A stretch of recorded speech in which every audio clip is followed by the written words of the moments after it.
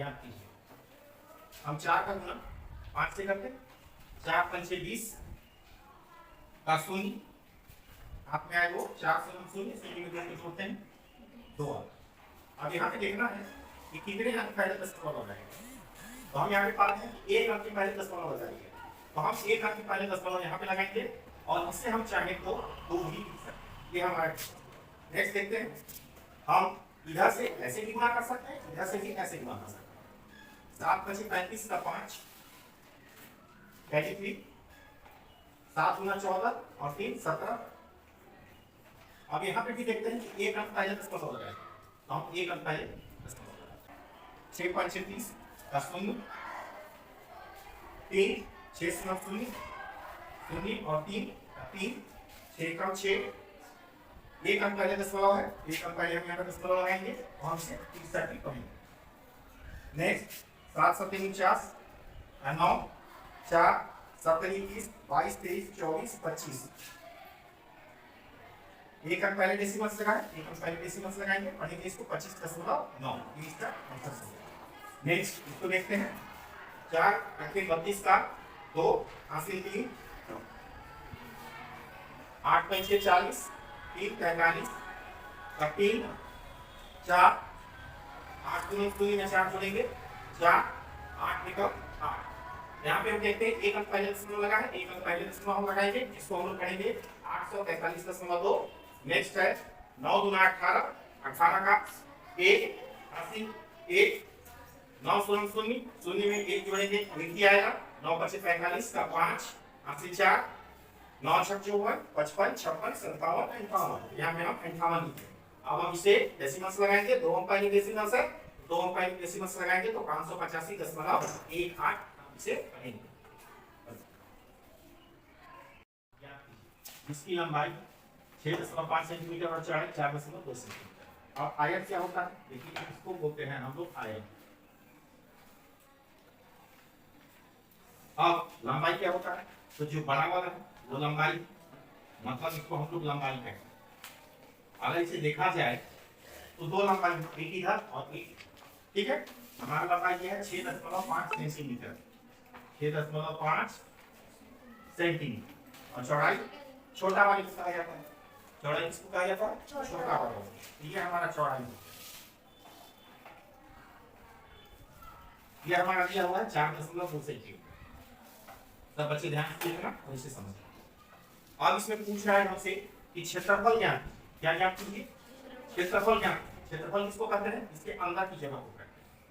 इसके अंदर की जगह को क्या कहा जाता है, क्षेत्रफल कहा जाता है। हम इसको हम दे रहे हैं ना, ऐसे सिलेक्ट कर दे रहे हैं, ये हमारा जगह, इसी को हम लोग क्षेत्रफल बोलते हैं। तो यहाँ पे एक सूत्र है, आयत का क्षेत्रफल बराबर लंबाई गुणे चौड़ाई। अब हमारे पास हमें लंबाई भी पता है, हमें चौड़ाई भी पता है, तो हम यहाँ लिख देते हैं लंबाई 6.5 सेंटीमीटर गुणा चौड़ाई 4.2 सेंटीमीटर। अब यहाँ पे हम इसको गुणा करते हैं, तो आप कभी भी 65 गुणे 42 डेसिमल्स भी लगा दो, 2 पंचे 10 का शून्य हासिल 1, 2 छक 12 13 गुणे 4 पंचे 20 का शून्य, आप में 2 4 छक 24 25 26। आप इसे जोड़ो 0 3 7 2। अब दशमलव लगाने की बात, तो इसमें देखेंगे कि एक अंक पहले दशमलव लगा है और इसमें एक अंक पहले, तो ये अंक की संख्या 2 अंक हो गए, 2 अंक पहले आप दशमलव लगाएंगे। तो यहाँ पे हमने लिखा 27.30। अब यहाँ पे देखिए सेंटीमीटर में सेंटीमीटर भी, तो हम यहाँ पे वर्ग सेंटीमीटर लिखेंगे। आप हमेशा याद रखेंगे कि सेंटीमीटर को कभी भी वर्ग में ही लिखा जाता है, जब भी क्षेत्रफल लिखेंगे वर्ग में, ठीक है। तो इसका है 27.30 वर्ग सेंटीमीटर की माप 3.6 सेंटीमीटर। ये हमारा वर्ग कहलाता है, ये हमारा वर्ग इसलिए कहलाता है क्योंकि इसकी चारों भुजाएं बराबर होती हैं, चारों भुजाओं की माप बराबर होती है, इसलिए हम लंबाई और चौड़ाई नहीं कहते हैं, इसे हम लोग भुजा कहते हैं। और हर एक भुजा की माप 3.6 सेंटीमीटर। ये भी 3.6, ये भी 3.6, ये भी 3.6, चारों साइड का जो है 3.6 सेंटीमीटर ईच है। अब यहाँ पे जो वर्ग होता है हम ये भी देखते हैं यहाँ पे 90 डिग्री का कोण भी बना, ठीक है। हमें इसके बाहर का ये माप करके बताना है कि वो कितना लंबा। अगर हम इसको यहाँ से खोल देते बिल्कुल स्टाइल सीधा करते तो कितना लंबा हमें वो जानना, वही इसका परिमाप है, ठीक है। परिमाप के लिए हम जो सूत्र होता है परिमाप और का परिमाप बराबर 4 गुणे भुजा बराबर 4 गुणे भुजा कितना है 3.6 सेंटीमीटर। हम शुरू से जब से पढ़ना शुरू किए हैं और हमें वर्ग का परिमाप निकालने को बताया गया है उस समय से हम लोग देखते हैं कि पहले हम लोग इसको जोड़ करके भी निकालते हैं, मतलब चारों तरफ का जोड़ देते हैं। तो इतना सेंटीमीटर हमारा परिमाप आ जाता है। 6 चौको 24 का 4, 2 3 चौको 12 13 14, मतलब ये इसका वर्ग में सॉरी सेंटीमीटर में परिमाप होता है। यहाँ पे हम लोग करके देखते हैं 4 24 का 4, 2 4 के 12 13 14, एक अंक पहले दशमलव लगा तो 14.4 सेंटीमीटर। ये हमेशा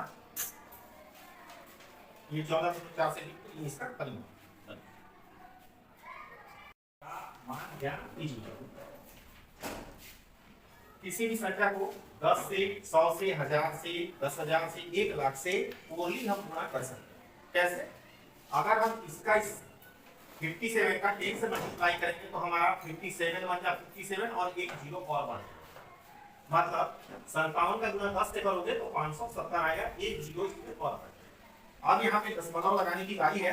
यहाँ दशमलव कितने अंक पहले लगा? तो एक अंक पहले लगा। अगर हम चाहें तो इसे 57 भी पढ़ सकते हैं। नेक्स्ट क्वेश्चन 12.5 का गुणा 100 से करना है तो 12 5 डबल 0। अब यहाँ पे देख रहा है दशमलव कितने अंक पहले लगाया है, तो एक अंक पहले, तो एक अंक पहले दशमलव लगाए। अगर हम एक अंक पहले दशमलव लगाते हैं तो हम इससे सिर्फ 1 2 5 0 1250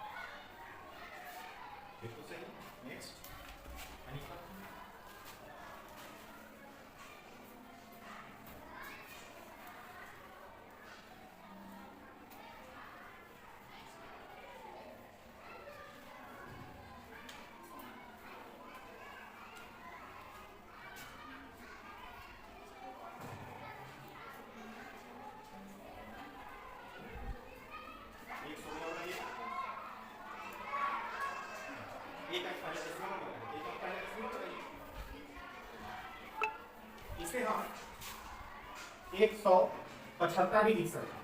उसी तरीके से हम इसको देखें तो 40 का मतलब 100 से करेंगे तो 4 6 डबल 0 होगा, मतलब 40 से 40 और 2 शून्य और आ जाएंगे। यहाँ पे हम पहले डेसिमल्स लगाए, एक हम पहले डेसिमल्स लगाएंगे तो इसको हम 460 भी पढ़ेंगे। कोशिश करनी है 3 का गुणा 10 से करोगे 30 होगा। 2 अंक पहले डेसिमल्स है, 2 अंक पहले डेसिमल्स लगाओगे और ये डेसिमल्स अच्छे से दिखे इसलिए एक जीरो और भी लगाया जा सकता है।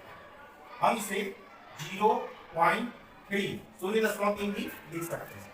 इस क्वेश्चन को देखा जाए तो 1503 है, 100 से गुणा करेंगे तो 1503, इसके बाद 2 जीरो और आ जाएंगे। यहाँ पे देखते हैं कि 2 अंक पहले डेसिमल्स लगाया तो 2 अंक पहले डेसिमल्स लगाएंगे। हम इसे चाहे तो 1503 हम ये भी यूज करते हैं। नेक्स्ट किसे देखते हैं 8 का गुणा 100 से करते हैं तो 800 और एक अंक पहले डेसिमल्स लगाया तो एक अंक पहले डेसिमल्स लगा देते हैं। हम इसे चाहे तो सिर्फ 80 भी लिख सकते हैं।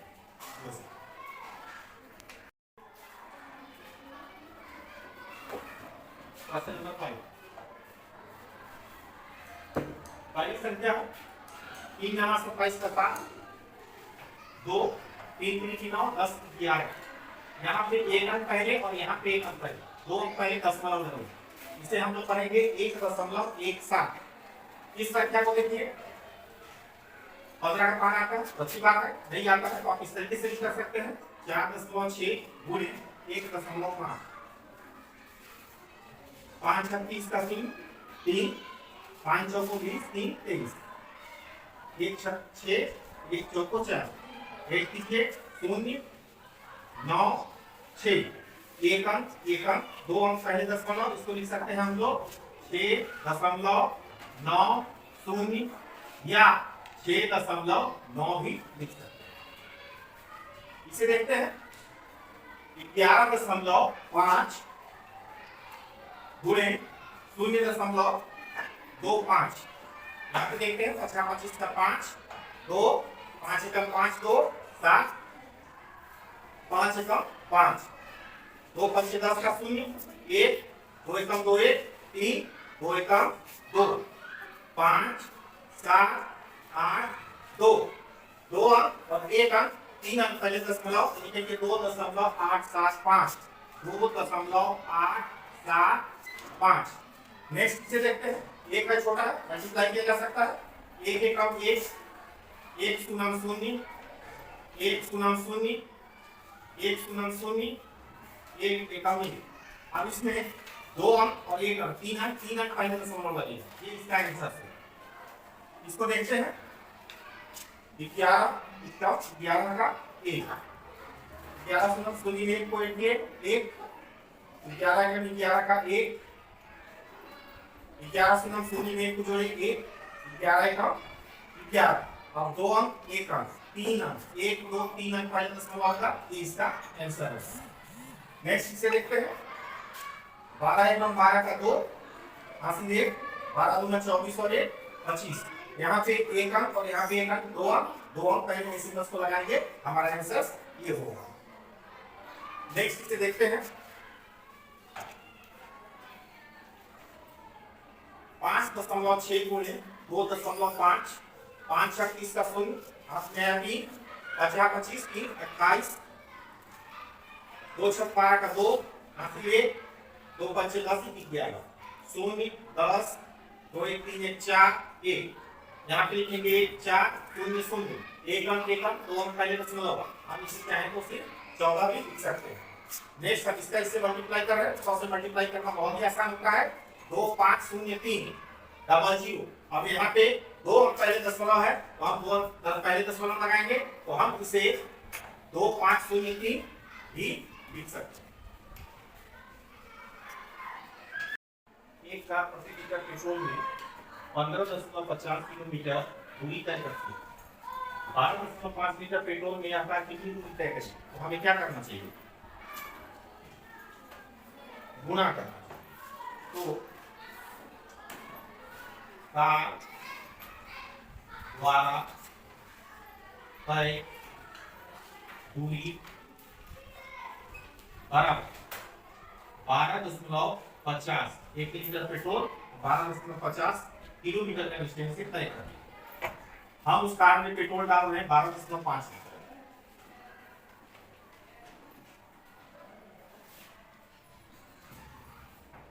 किलोमीटर और लीटर।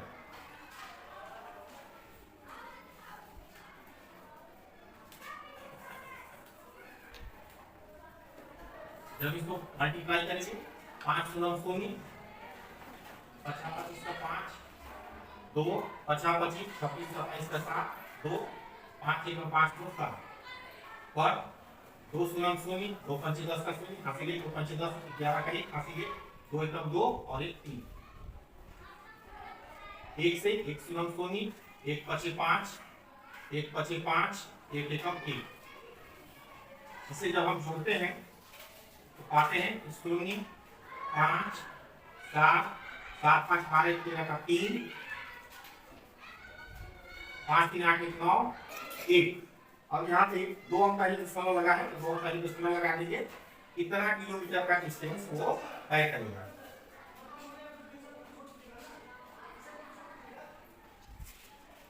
नेक्स्ट 1 मीटर कपड़े का मूल्य 25.50 रुपए है। 12.75 मीटर कपड़े का मूल्य ज्ञात कीजिए। कपड़े का कुल मूल्य